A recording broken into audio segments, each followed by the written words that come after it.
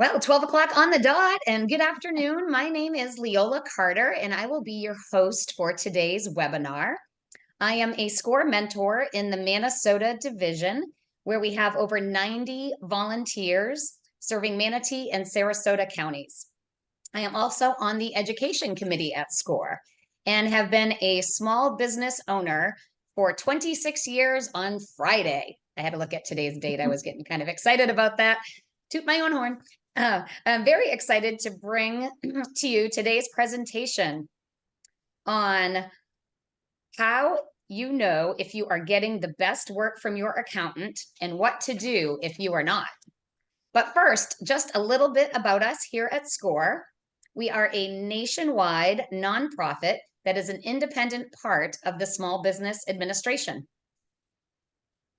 What SCORE can do for you: we provide free mentoring and educational services, such as this webinar, and we can help you in all stages of your business, from that first initial concept all the way up through when it is time to sell. To find us, you can visit score.org/Minnesota, where you can request to find a mentor, such as myself, or find lots of other valuable business-related information. And today would not be possible if it weren't for our sponsors and community partners that we have listed here. And now it is time to introduce Kristen Delfo, who has been a tax professional for over 20 years. If you give me just a second, I will stop sharing my screen, and Kristen is going to take over. And just let people know, if you type any questions into Q&A, as Kristen gets to them throughout the presentation, I'll kind of check them off our list to keep things going in a good order. You could also type them into chat. Just, I know if a lot of things go into chat, sometimes it can get hard to go back to a question and get that answered in a timely fashion. And then if there's anything that we need to hold till the end, Q&A is a great place to put that as well, so we don't forget you. And I see that we have 65, 66, a few more signing on, so I think we're ready to roll. Welcome, Kristen. Well, welcome. Thank you so much, Leona, and thank you everybody who's here. I did see the question from the retired tax person, Erica. Yep, ping me afterwards. We can talk about that, about starting bookkeeping. But everyone, so thankful that you spent some time after the holidays to come find out about your accountant. My name is Kristen Delfo. I am the owner of Her Money Solutions. And a little bit about what Leona was saying. I have been a tax professional for almost 20 years, and it does fly. And I'm a financial mentor. I'm really on a mission to teach this information step by step and shame-free in plain English, because a lot of times money can bring up feelings of shame, of not knowing, of like, why don't I know this? I should know this. I don't want ever people to feel that way when they're in my orbit, if you will. And I've had a tax practice since 2008. And then I started Her Money Solutions to run alongside it to teach financial literacy. And I started that in 2021. A quick housekeeping item before we start: you can put the questions in Q&A. We'll keep an eye on both that and the chat. Leona is going to help me manage that. But feel free to ask questions as we go. I'm happy to answer them as we go if they seem to fit with where we are. And if I know that the question's the answer is going to come up in a little bit, I will just tell you it's coming up. So no worries. We're going to answer all sorts of questions about what your accountant should and shouldn't be doing for you and what to do about it. So the reasons to hire a tax professional. A lot of you who have tax pros, you probably already know the first one. The rules are complicated, they're vast, and working with a professional can take some of that stress off. And you also want to make sure you're following the rules correctly, because they are constantly changing. Back in the COVID time, back in 2020, it felt like we had new legislation coming out like every single week. And we tax people were trying to keep up with it, much less the average normal human who's trying to wade through all of that. Like, clients would call us and go, what's going on? This information, yes, this is information is applicable to nonprofits. Indeed, Joy. So during COVID times, what was happening is the rules kept changing and clients are reaching out saying, what's going on? And we're like, we don't know yet. We've seen the law, but the law hasn't passed. So we're trying to plan for things that maybe are going to happen, and then there would be last minute law changes. It was tough. Congress will do these things where they pass stuff retroactively, which gets messy as well. So having a tax person on top of it will alleviate some of that stress for you. You also, another reason to hire tax professionals, you want to make sure you're taking all the deductions you're legally allowed. And oh, somebody had said questions at the end. Yeah, exactly. You're welcome, Rambam. Anyway, so you want to make sure you're taking all of the deductions that you're legally allowed. Because what'll happen is you may think that you're allowed to take it and then you're not. And then if you get audited and it gets wiped out, then now you're going to be stuck with extra taxes and penalties. But the other thing is you might be missing some stuff. And you want to make sure that those deductions get in there. It's really important. So you also want to be able to plan and strategize with actual numbers to grow and sustain your business. A good tax person is going to help you do that, because it's not just part of tax planning. And I feel this in my soul because I've been doing this for so long. Not part of my job is, yes, to get the numbers in the right places, but the other part of your tax person's job is to really to help you see things throughout the year so you don't have surprises at tax time. And another reason to hire tax professionals, because you're building a team, and this is along with like your banker, your attorney, your bookkeeper, to make sure that your business is a success. So there are a lot of people involved in this. And if you don't have a small business, you might not need the bookkeeper. But knowing who the attorney is really a good thing. Maybe your financial planner, not only the banker. They're all bankers is more like when you're dealing with the loans, but your financial planner, everybody, if everybody's working together for your benefit, it yields so much better results. So this is the biggie for me, licensed versus unlicensed preparers, because not everybody's aware of these designations and what they mean. CPAs, everybody throws around the term CPAs. They are certified public accountants. They CPAs can practice in lots of different areas. They can practice in auditing. They can be CFOs. They can do lots of different jobs. Some of them do specialize in tax, some don't. We're going to get to that. These are licensed tax professionals. Enrolled agents are also licensed tax professionals. I am personally an enrolled agent. We are licensed, we are federally licensed by IRS to do what we do. If you haven't heard of an EA, it's not a surprise, because IRS and their marketing is pretty crappy. Let's be honest. That's not what they're there for, is to tell everybody about enrolled agents. But we've been around since the 1800s, believe it or not. Not me personally, obviously. So we are also licensed to practice.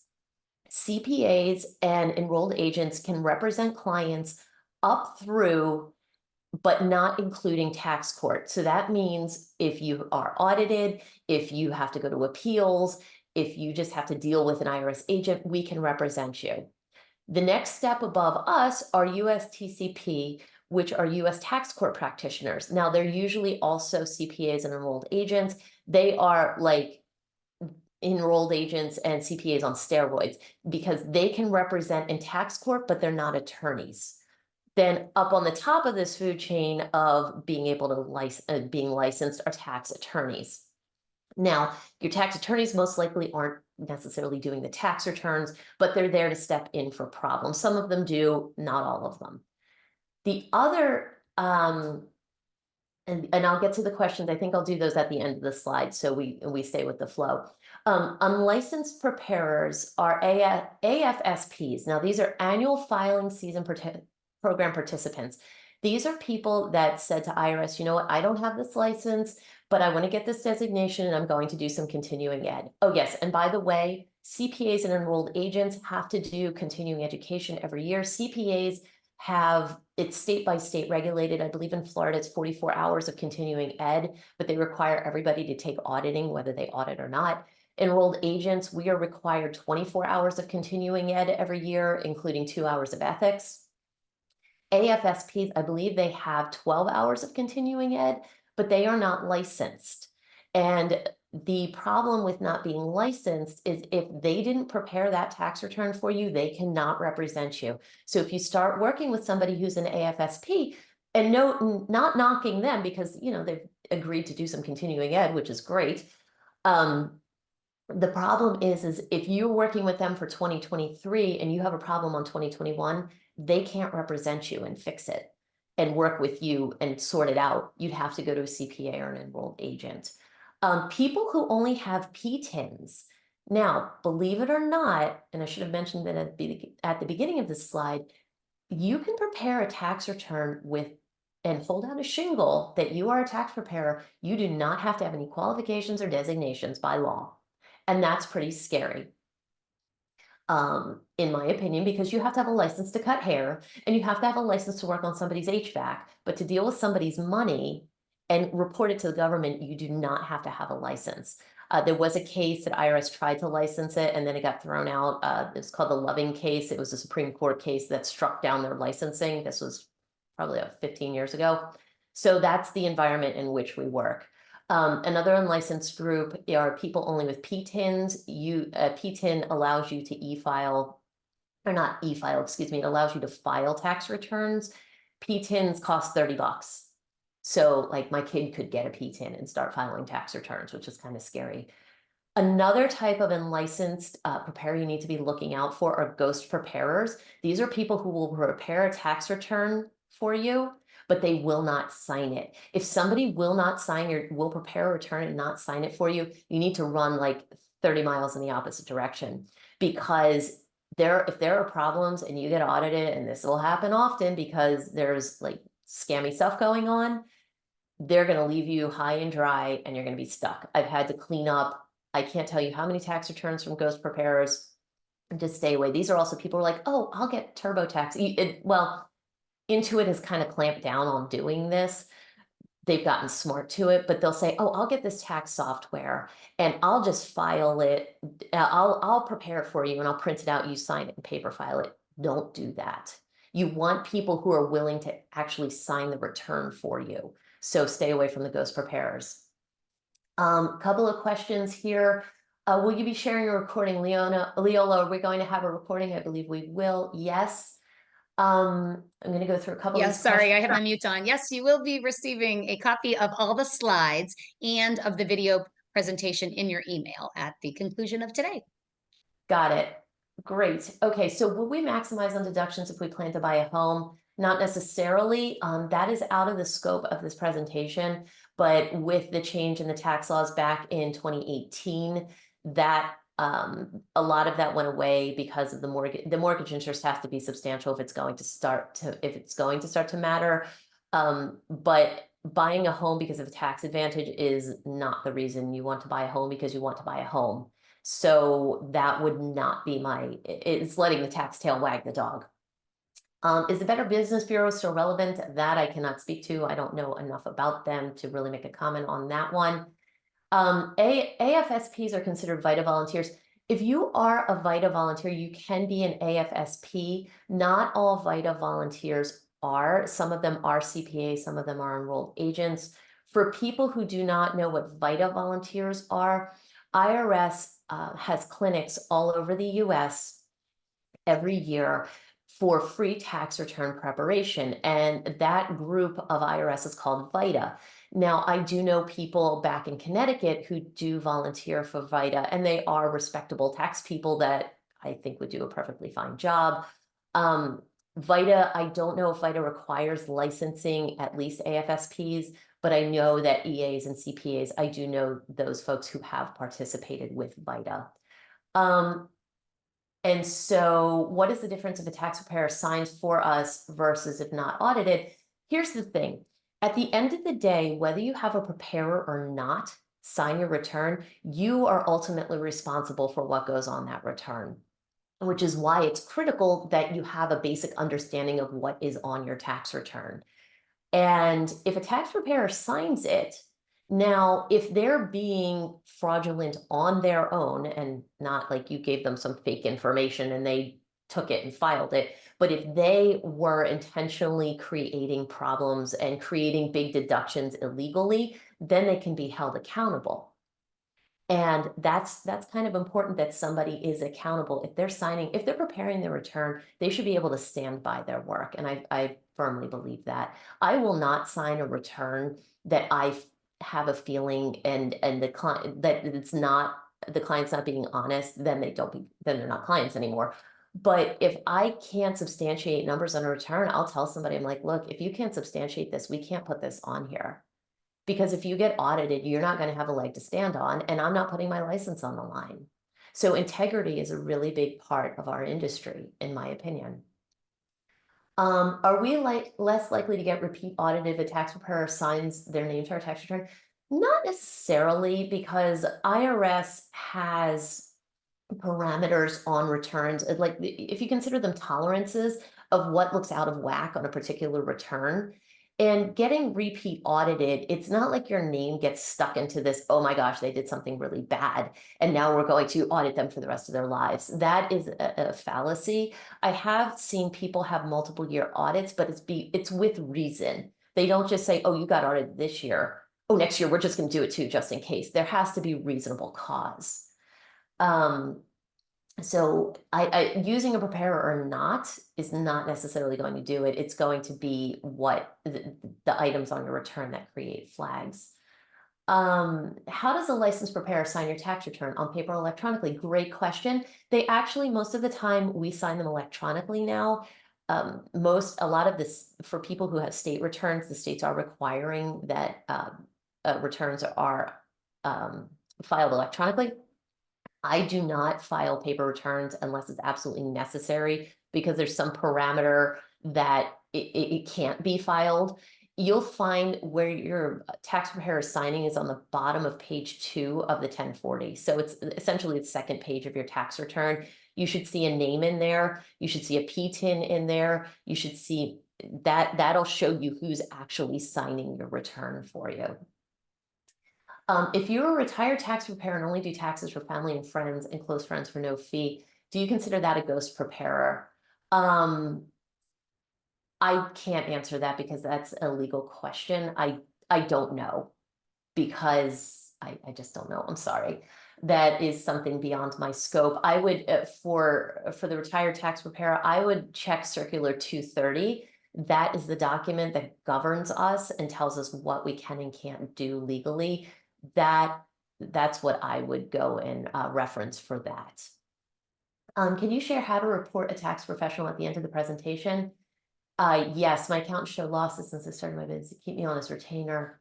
Ooh, yes, so that I can give you, yeah, actually, instead of at the end of the presentation, either message Leola or myself, and I will give you the information on how to report that, because that you may want to have a second opinion before you report them, because I don't know your personal circumstances. There may be something on there that they're just not explaining well, but if they're being fraudulent, yes, there are ways to report them, and I can share that with you. Could you please talk about the importance or lack thereof of hiring a professional who's in state that we can sit down with, out of state where we have virtual meetings? Okay, if I have, got it. Yep. Okay, so the whole out of state, in state. For me, it really doesn't matter where somebody is sitting, because I will tell you, in the tax practice side of my business, I've been virtual since way before it was cool to be virtual. And I've been virtual since 09, 9. I have never had an outside office. And that was because my kids were small and I was working from home. So until we started needing driver's license to verify people's identities, I wouldn't even know my clients if I fell over them. So what I think is more important than having somebody to physically sit down with is to make sure that that person is very well versed on the laws in the states in which you have to report. So to give you some backgrounds, before we moved down to Florida for health reasons in 2018, I was in Connecticut, and I sat on a border town in Connecticut with New York. So the majority of my clients are in Connecticut and New York, or some combination thereof. Some of them have moved out to different states, and we make sure we're on top of the laws in those states. But I know Connecticut and New York law, I would consider pretty well. I can do a cross-border return in my sleep practically. So I think it's more important that you either have somebody who knows your industry well or knows the states in which you report well, or ideally both. So that's my opinion on that matter. I don't think where they physically are really matters as long as they know their subject matter. Does the tax return require both my signature and the tax preparer signature? Yes, so you have to sign and they have to sign. So when a preparer provides you, when they say, okay, your return is ready and I'm going to e-file it, you need to sign what's called an 8879. It's an e-file form that we, the preparer, also have to sign to attest that we have prepared this with the information that we have and we think it's true and correct. You also have to sign that, and if you're married, your spouse needs to sign it as well. And that can all be done electronically now. Most of us that I know anyway are using e-sign features to take care of that. It also has to be done with what's called KBA, which is knowledge-based authentication, so that not just anybody can sign your return. That's really important as well. Does the IRS allow licensed preparers to ask for extensions? No, that's a good question. They need to ask you if you want to go on extension. Particularly if they are debiting money out of your account, they need to have some sort of something on file to say, hey, yes, put me on extension. I will not put anybody on extension who is not explicitly asked or given consent. So, because what'll happen is you'll find preparers who automatically put people on extension. And I've run into that and I won't do it. So there's that. And then there's a question, okay, I'm gonna go up to a couple of the other ones. I wouldn't think a ghost preparer is a legal client needs to know. If you're preparing a return, you need to sign it if you are being a paid preparer. Again, with the not paid thing, that you have to refer to Circular 230. But if you're getting paid to do a return, you should be signing those returns. The last CPA firm I used did a deferred payment and I had no clue. Since it was a year that I have to work with them. I would get with that CPA firm or find a new one. If you don't understand and they can't explain it to you well, I would find somebody else to help you sort that out with that prior year bill. Okay, so we've kind of gone over a lot of this here, but I would just to recap a little bit, the reasons you want a licensed professional is they can represent you on returns that they have prepared, as well as past and future issues. I have untangled and I can't even remember how many issues from prior preparers that I sorted out for clients. And as I mentioned, CPAs and EAs can represent from audit to appeals, and US TCPs and tax attorneys can represent in all of that plus tax court. And everybody's required to do continuing education. I just don't know how much the attorneys and the US TCPs are required. So here are the best and the worst times to find a new tax person. The best time absolutely is November to mid-December. This is our downtime. The October 15th deadline has passed. And we are in a quiet period. We haven't gotten to end year planning yet. So November, if you're looking for a new tax person, this is ideal. This tells your tax person, hey, I'm on top of this. I'm not contacting you in April. I want to get on top of things for the coming year. Mid-December, right up through mid-December, because when you start getting into mid-December, you're going to have end of year tax planning. So people get a little busier, and then you have the holidays and all of that.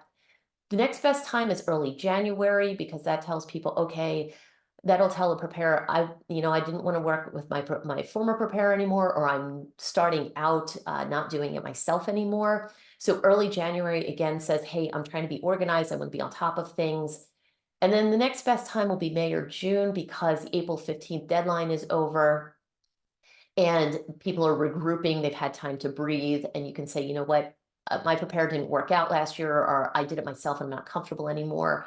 That's a good time to reach out to them. So now you have a whole half year left of planning if you need it. The absolute worst time to contact somebody is in April, because we're tired. Our brains are tired.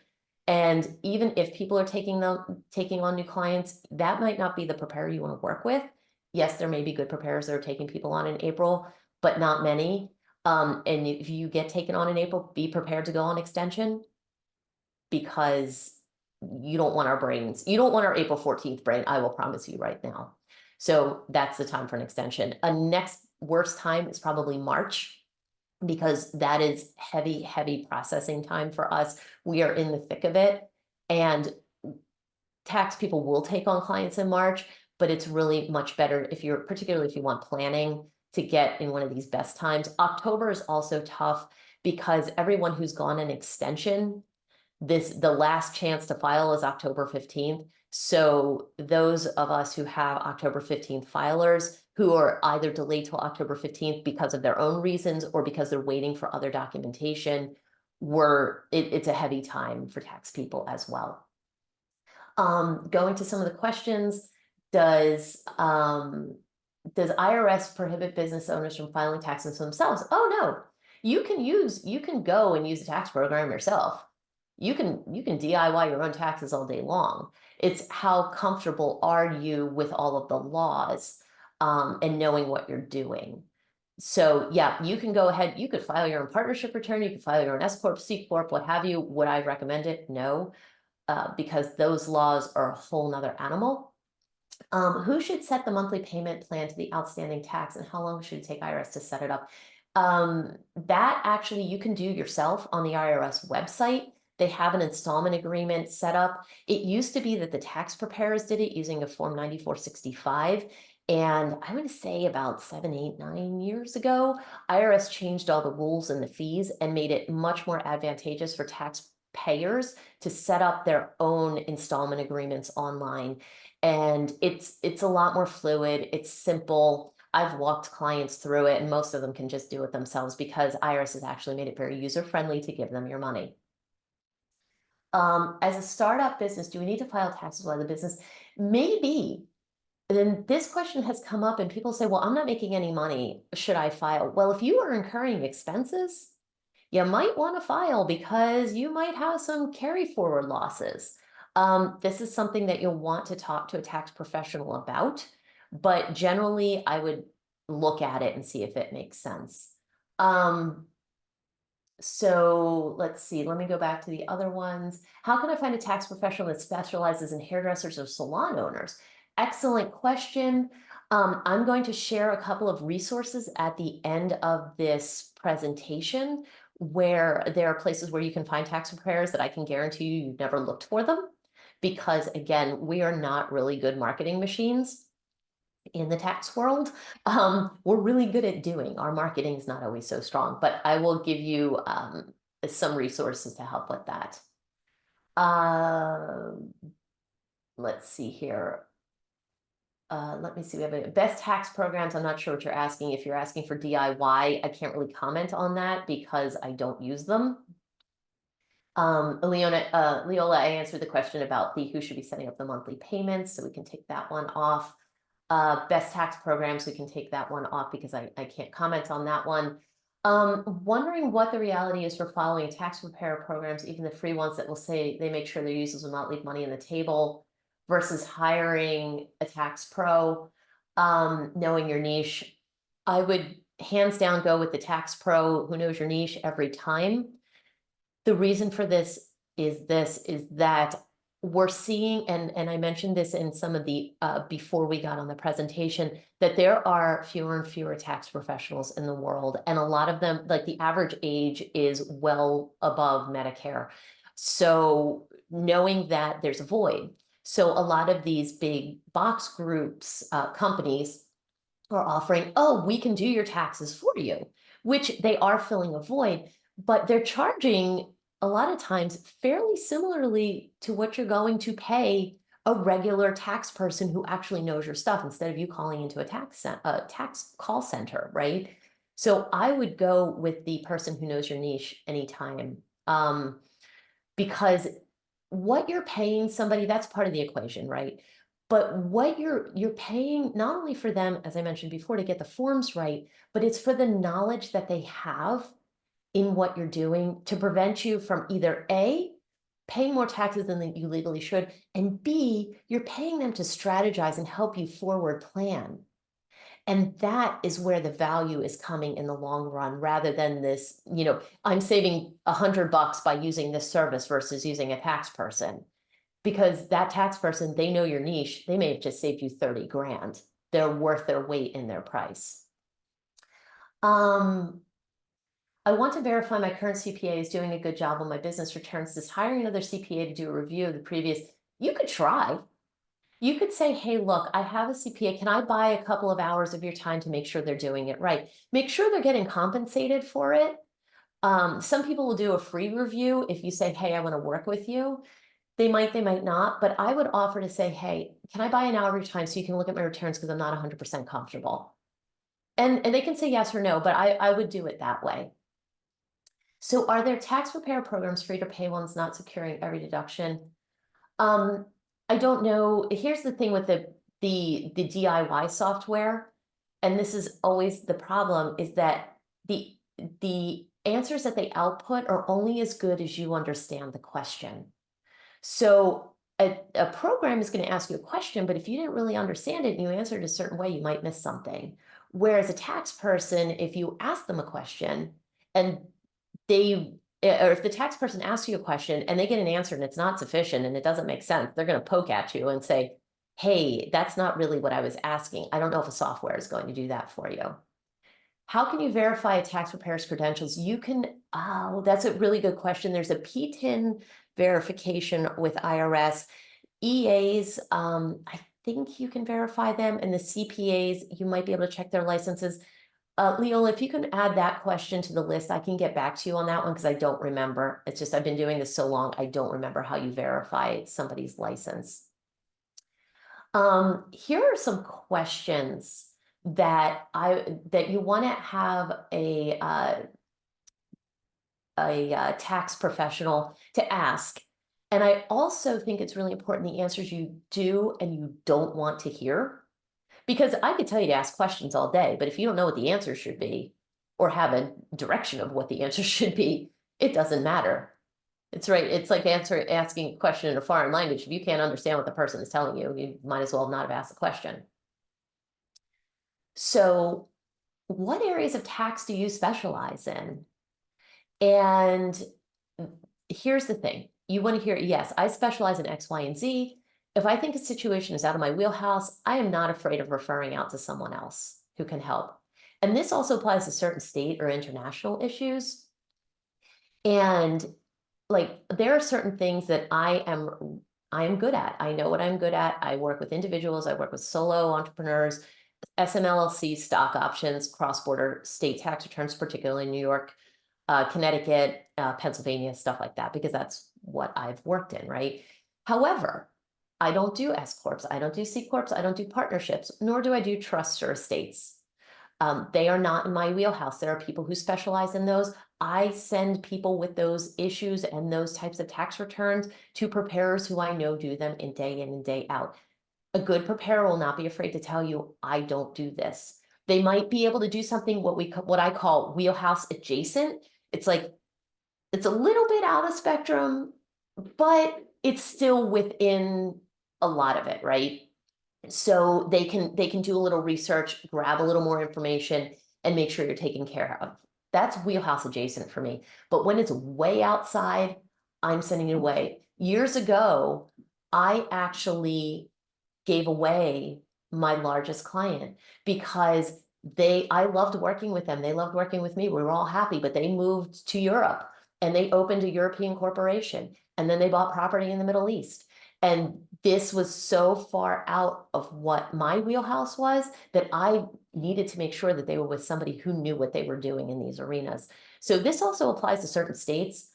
Personally, I will not touch an Ohio return because Ohio has lots of local taxes, and they have state tax, they have the local tax, they have the RETA tax, and it's very, very fragmented.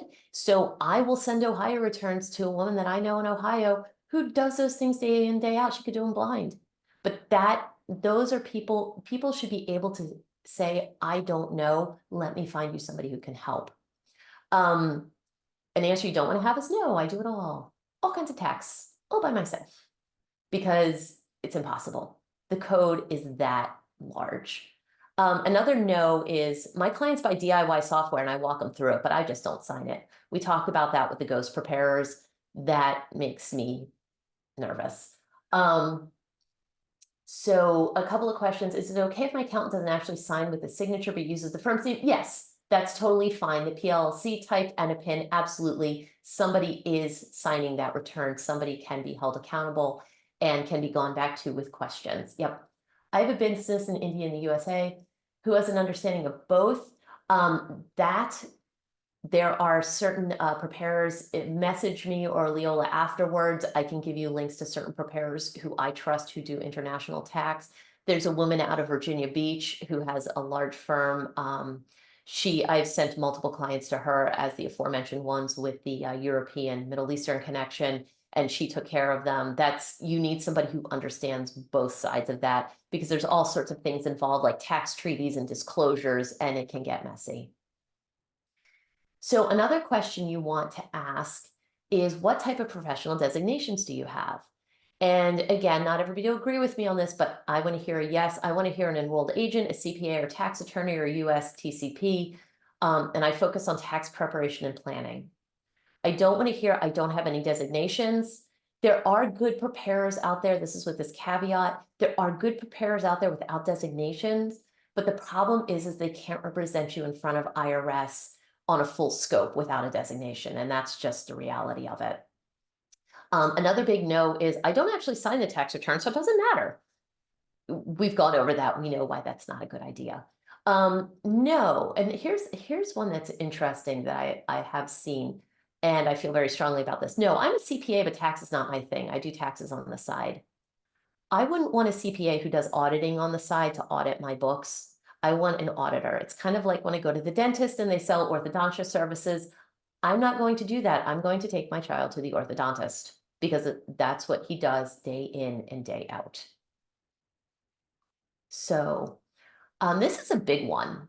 And I'm sure a lot of you have these sorts of questions and wondering, what is your fee structure and what will it cost? And I'll have people who contact me say, how much do you charge to do taxes? And I'll say, well, it depends. It depends on a lot of things. And the issue is that I can have somebody who has a 1040 and they just have a W-2 and they live in the state of Florida. That's one type of 1040. I could have somebody who has a 1040 and they have houses in 3 different states and they have a couple of kids and daycare and mortgages and charitable contributions. Those are 2 very different 1040s. So it's like saying, how much does a car cost? Well, it depends. Are you fully loading it? Are you buying it used? Are there are lots of many factors that go into that. So I thought I'd make this a little easier because people's fees can be all over the map and the prices for what they charge and their hourly rates can be vastly different. So I wanted to make this simple, and a yes answer that you want to hear is I charge X per hour or X per form or X is a flat fee for return, and this is what it includes.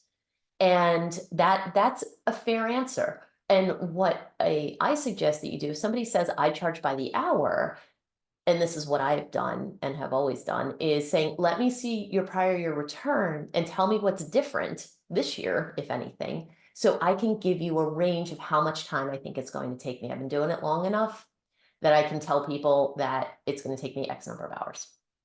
And just as a reminder, I'm not taking on new tax clients, but I can find you other people if you're looking for somebody.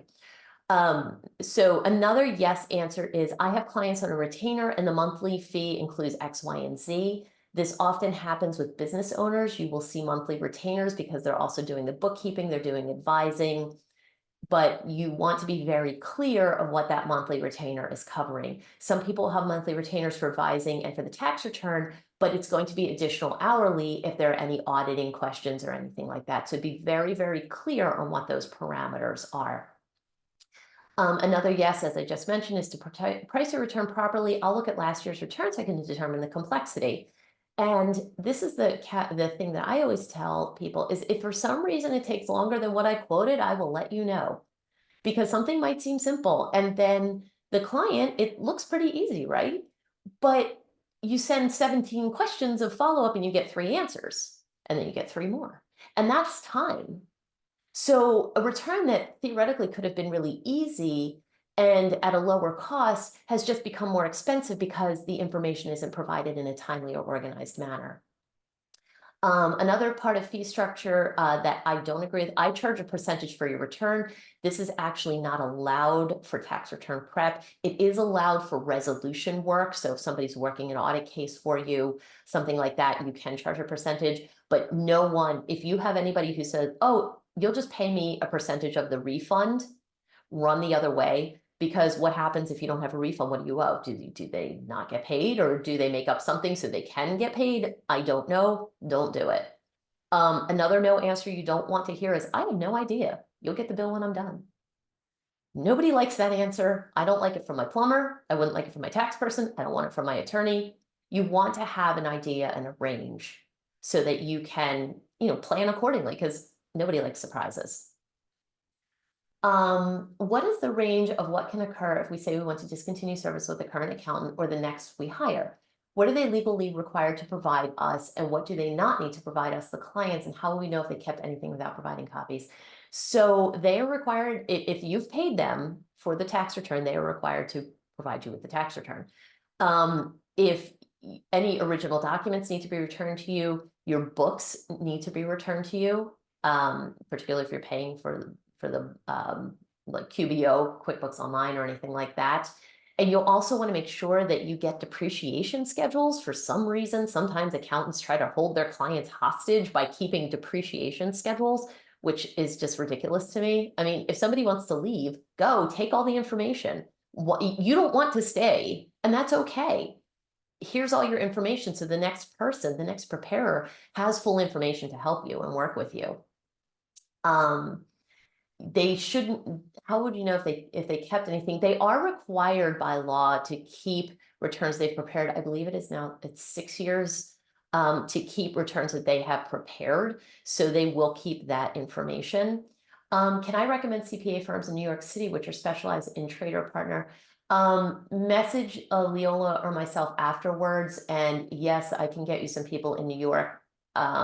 If I have to know a little bit more about what kind of trading you're talking about, if you're talking about day trading, or if you're talking about venture capitalist type stuff, but contact one of us and we'll get you somebody.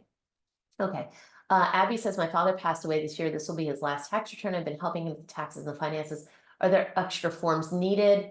A final return doesn't cost any more than a regular return. It shouldn't. If you're working with a tax person, obviously you'll let them know that you'll have to file a final return.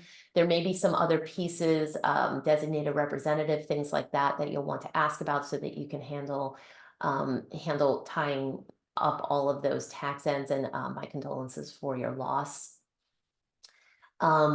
Anonymous has asked, if we've never hired an accountant, just started our own internet e-commerce business with people who will be buying across the US, Canada, and other countries, does any accountant do, or is there certain designation or questions you need to ask? You're going to want to work with somebody who understands e-commerce businesses, particularly if you're selling product.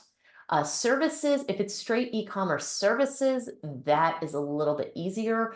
But when you're selling products across borders, now you're going to have to be dealing maybe with, you've got nexus issues, you may have sales tax, you may have foreign reporting. You're going to want somebody who specializes in that.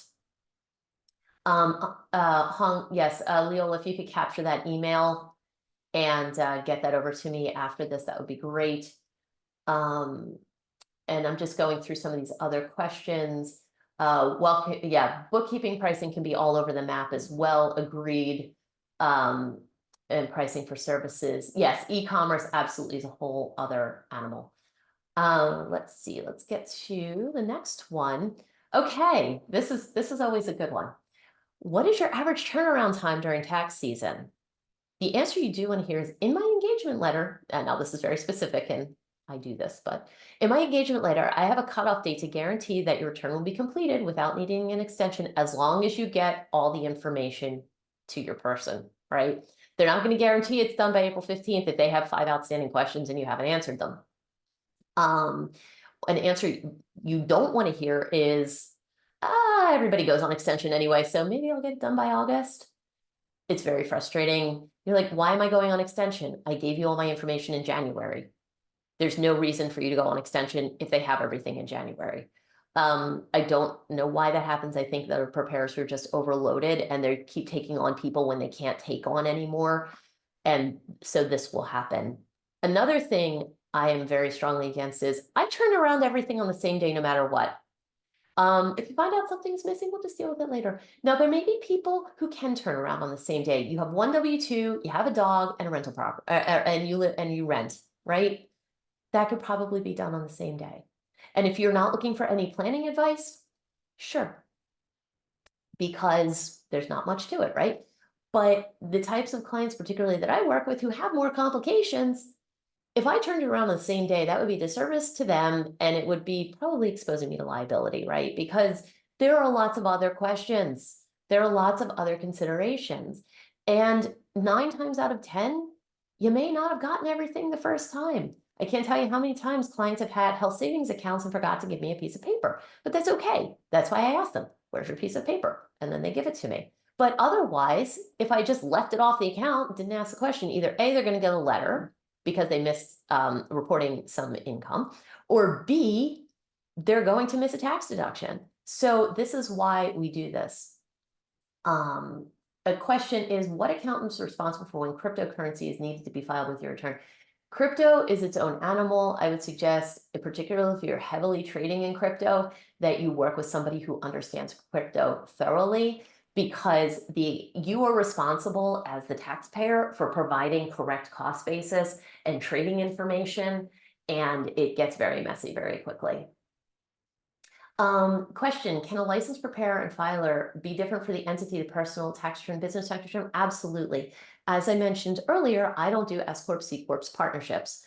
So I have clients who have S Corp, C Corps and partnerships. What do? I have other preparers who actually do the S Corp return or the C Corp or the partnership. And then whatever information is generated from those returns gets handed to me and I prepare the personal return. Totally fine. If only doing consulting virtually, i.e. Zoom sessions, with people located in different English-speaking countries, are we leaving money on the table working with our local neighborhood accountant we've used all these years? Or are they getting the deductions we need? When we ask, do you know how to get the necessary deductions? The answer they give is yes. Yeah, they're gonna tell you that. Yes, that's their job, right?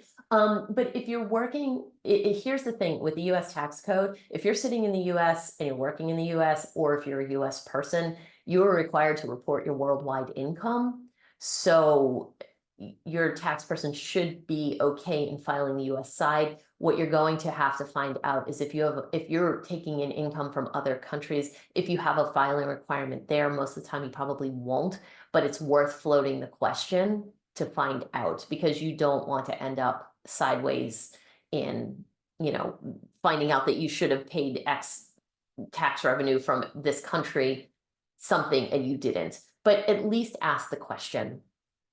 For health practitioners considering accepting crypto, or more likely FSA, HSA, does that complicate taxes? Don't accept crypto.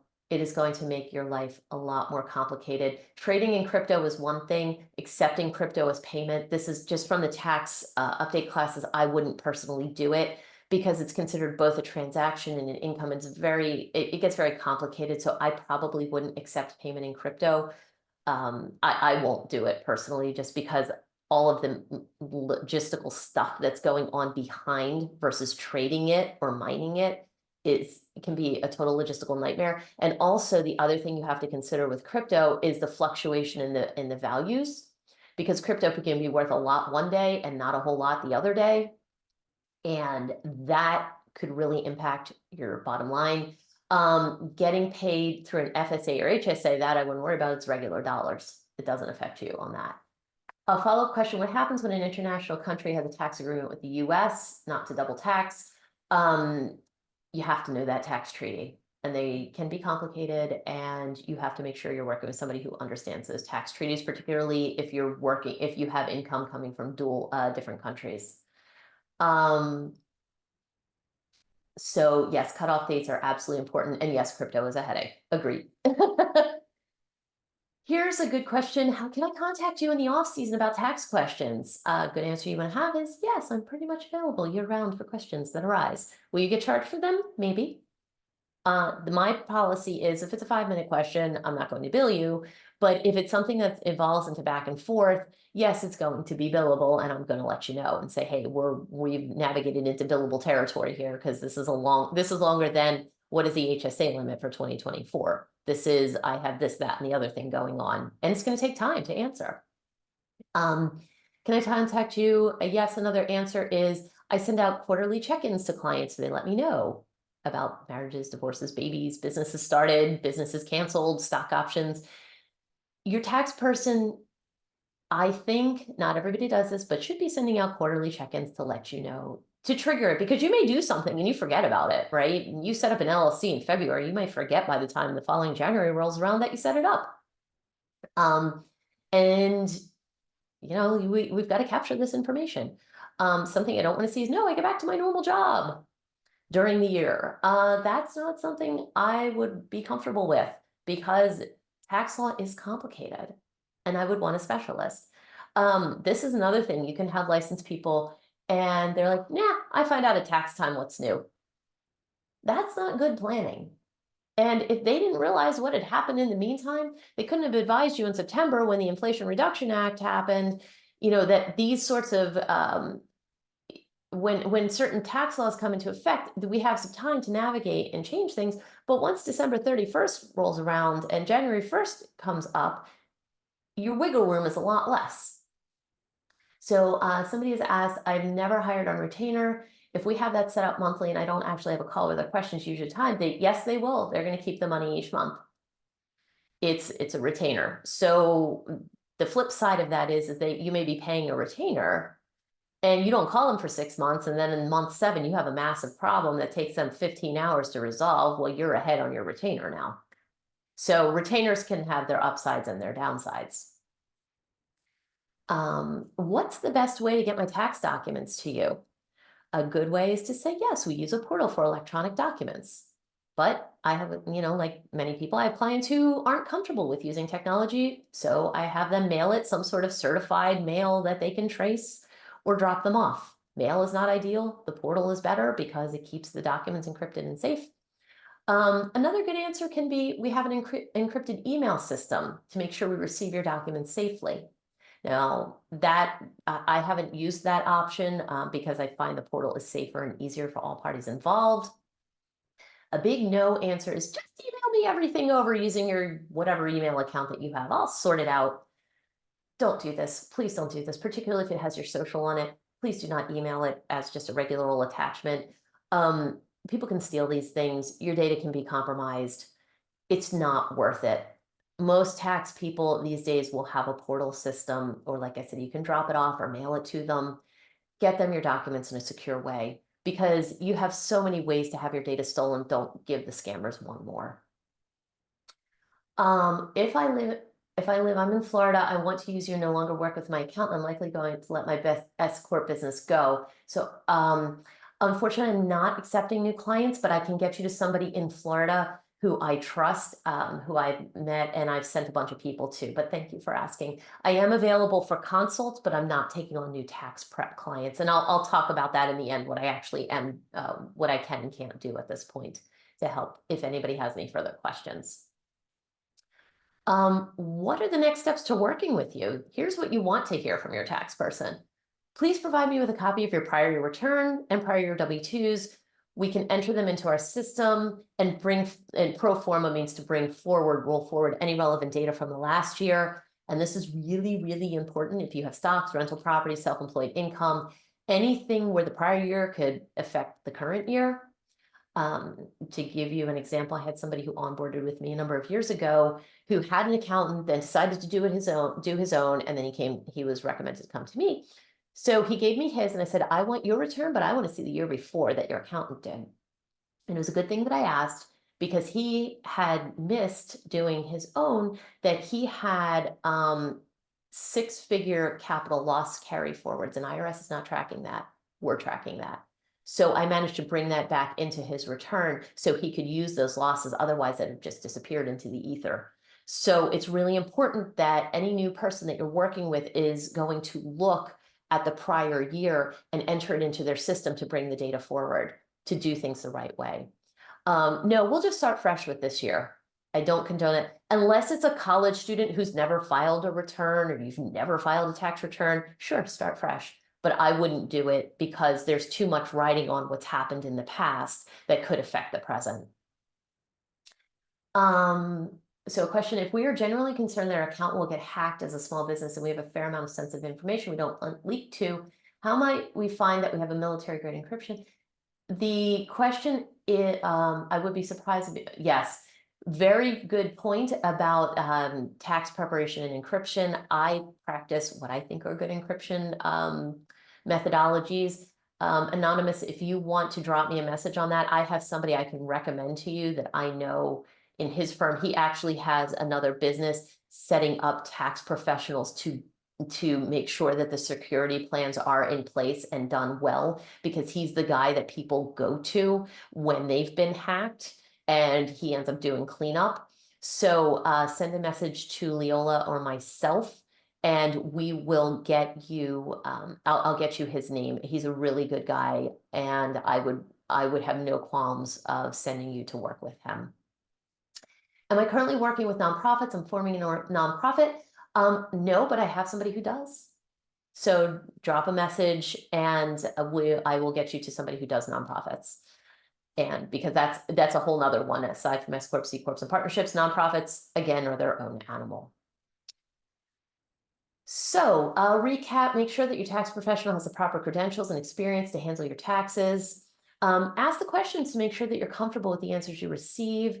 Make sure you have a clear understanding of their fee schedule because no one likes surprises. And go with your instinct. If something doesn't feel right and doesn't sit well with you, find somebody else to work with.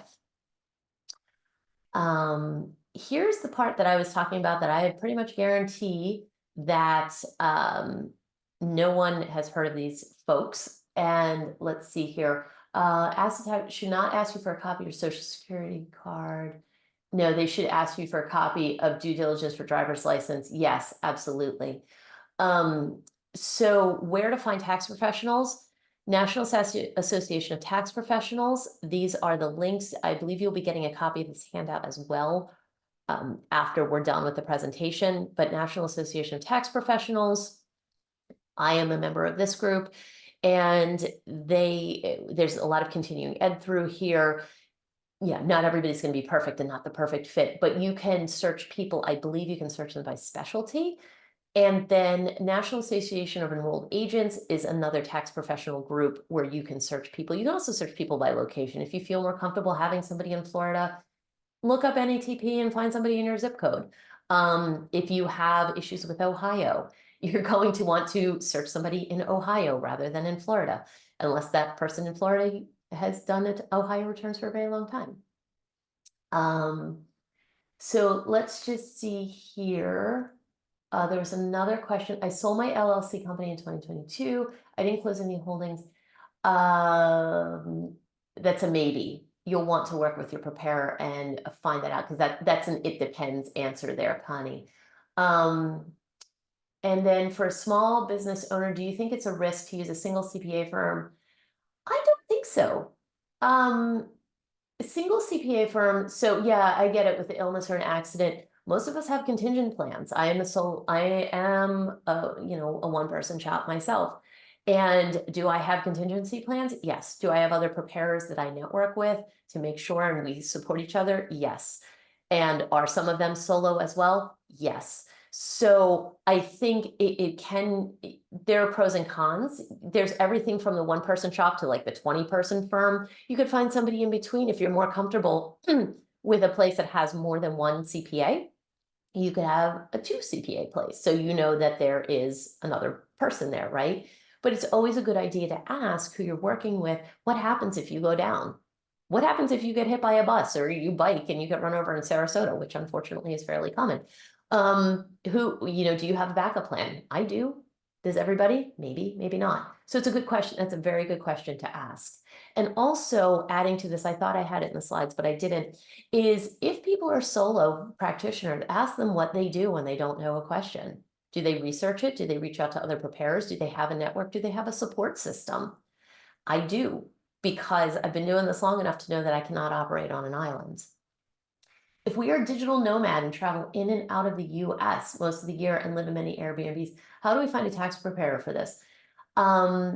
That is, so basically you're going to, one thing I would do is create yourself a tax home in Florida, for this anonymous attendee. What I would suggest is that you look up RV, domiciles, so that you can domicile yourself in a state, so that'll make it a little bit easier. You may have state reporting requirements based on where you earned your income. So I would do some searching for somebody who's used to handling that sort of a situation. But if you are a US person or US citizen, you have to declare your worldwide income. So whether you're sitting in Thailand, you're sitting in France, you're sitting in, Mexico, or you're sitting in the US, all of that income, it gets counted as US off the bat. And then you can, depending on a lot of tax rules, you may or may not be able to back that out. Yeah. Okay, do you have any tips on how to compete with CPAs and EAs from the Philippines and EAs in India? I have not had a problem with this. I actually had to cut off accepting new clients because I don't have any more space. I'm not really worried about the Philippines and India competing, just because we have such a lack of skilled preparers in the US that that's not a concern for me personally. You'll have a lot of the larger firms who are outsourcing to these places, and they're supposed to be disclosing if they're outsourcing overseas. There's a form that you have to sign. I just can't remember the number of that form, but as a client of a firm that is outsourcing overseas, they are required to have you sign a form that you're okay with it. Are discovery calls free or paid when interviewing an accountant? How much time will they usually give you for free? It depends. Some will require a retainer, or they'll require you to pay, but they'll apply it to your tax return. Some will do it for free. It all depends on the tax preparer and the kind of shop that they're running, because there's some who will get a lot of tire kickers and it eats up a lot of time. And so they do require a small deposit or retainer or something to make sure that their time isn't, they're not giving away free tax advice. Because what will sometimes happen is people will call an accountant, try to extract a lot of tax advice and try to do it themselves. And that's not what we're here for. It's kind of like going to your mechanic and asking him how to explain to you how to rebuild a motor, rebuild an engine for free, and then you go do it. You're using his expertise and time and all of that sort of thing, so he should be compensated, in my opinion. So that's what I would ask. Just ask the person how they handle it. A discovery call, I mean, usually when I've done them in the past, I give maybe a half an hour, so I can get a good feel, because also it has to be a good fit both ways. The preparer has to be a good fit for you. The tax professional has to be a good fit for you, but vice versa. You have to be a good fit for them in their practice and with what they do. And everybody has, it's a relationship. It's like dating your tax professional. As a sole proprietor, should I consider changing my business status in order to protect my assets? I'm a very small owner operated, keeps telling me that I cannot deduct certain expenses. I would get a second opinion on that one, because changing your business status, there's a lot of, it depends. Generally, your regular and ordinary business expenses should not change, deductible expenses, minus we're talking payroll and certain other things, but they don't appreciably change with the status of your business.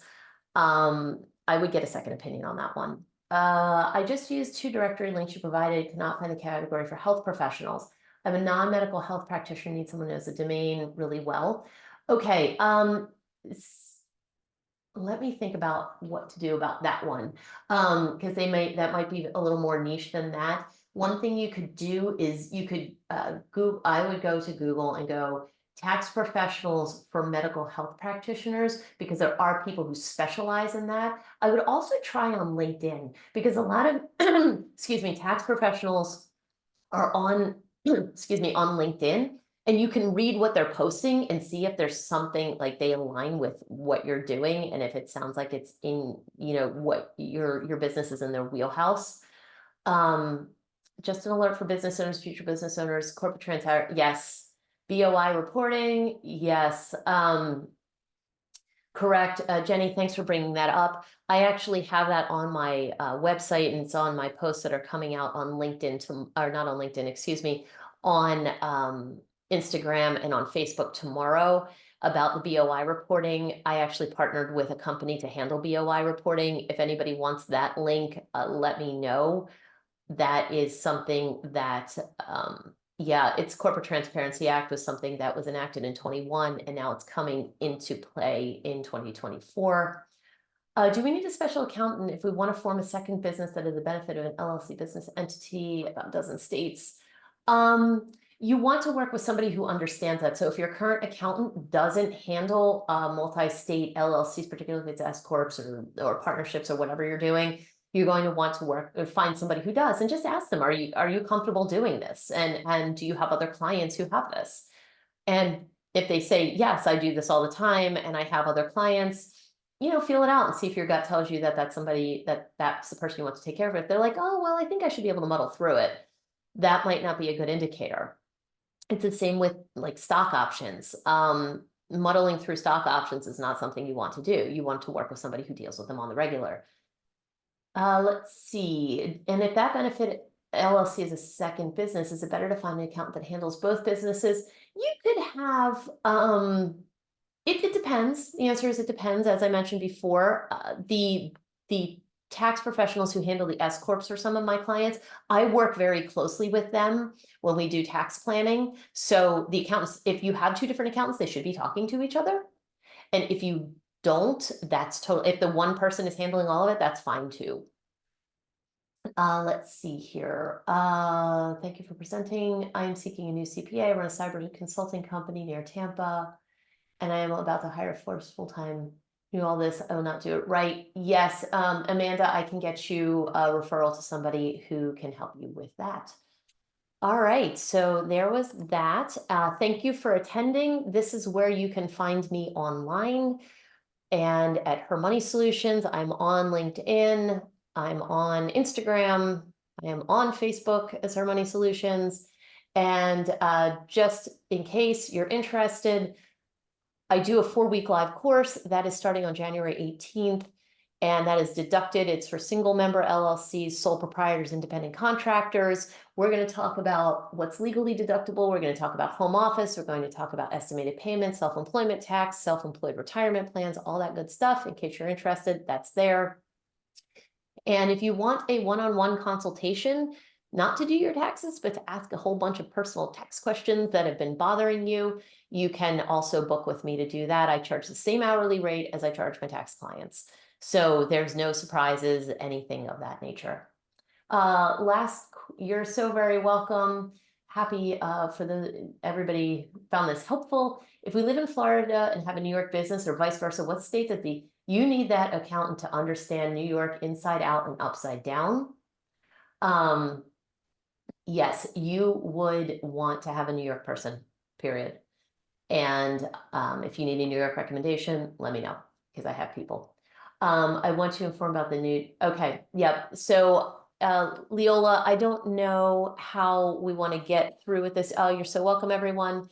I can send information about BOI reporting. I don't know how we should get that out. Let me know. Oh, I clicked on a screen and then it didn't work, so I'm going to at the end. Okay. Yeah, I know it's definitely after 1 o'clock, and Kristen, I'm not sure about your timeline and answering questions. I can sit here as long as needed, but I definitely understand. I can't even keep track. I think it was like 40 or 45 questions you've already answered, which was absolutely fabulous. 50, actually. Got to close 50. That was great. Just wanted to let everybody know that they will receive a copy of the slides and this video presentation in their email.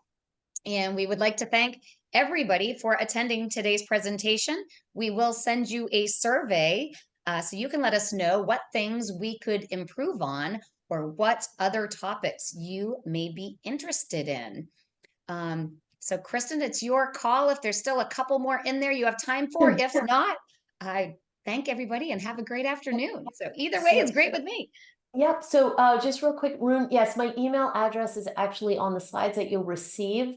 It's Kristen@hermoneysolutions.com.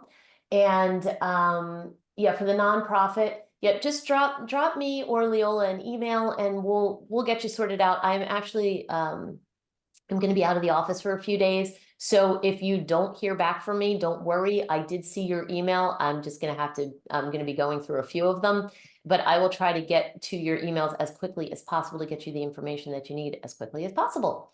So yes, this is great. I hope everybody learned something. I hope that you received you have a better comfort level with these sorts of things and you feel a little bit more empowered about what you should and shouldn't be getting from your tax person. So I wish everybody an awesome 2024. You know where to find me. Do follow me on any one of those platforms that you happen to like, and you'll learn some tax tips. I put those out there all the time to get people thinking and get the juices flowing. So anyway, Abby, it's going to be in the PDF that you receive from SCORE. It's Kristen@hermoneysolutions.com, or you can find me on LinkedIn as Kristen Delfo. Just look me up. You'll I pop up. My name isn't that common, so that helps. So anyway, wonderful. Yes. Okay. Awesome, everyone. Thank you. Great day. And Leola, do you want me to stay on if you have any other follow-up questions? No, I think we should be good. Usually I just sign off and thank you so Okay, much, perfect. Kristen. That was fantastic. You're so welcome. And I And will also, email you the information of the few notes that I jotted down. And like I okay, said, the perfect. participants will receive your info so they could contact you directly once they get your info if they didn't jot it down. Wonderful. And then the other thing is, Leola, I'm going to send you an updated version of these slides, the ones from today, because the ones I sent you Okay. back on a couple days ago are, I fixed them since, or updated them since then, not fixed them, Okay. but updated them. That is great. All All right. right, wonderful. Have a good afternoon. Thank you, Kristen. All right. Take care. Bye-bye. Bye-bye.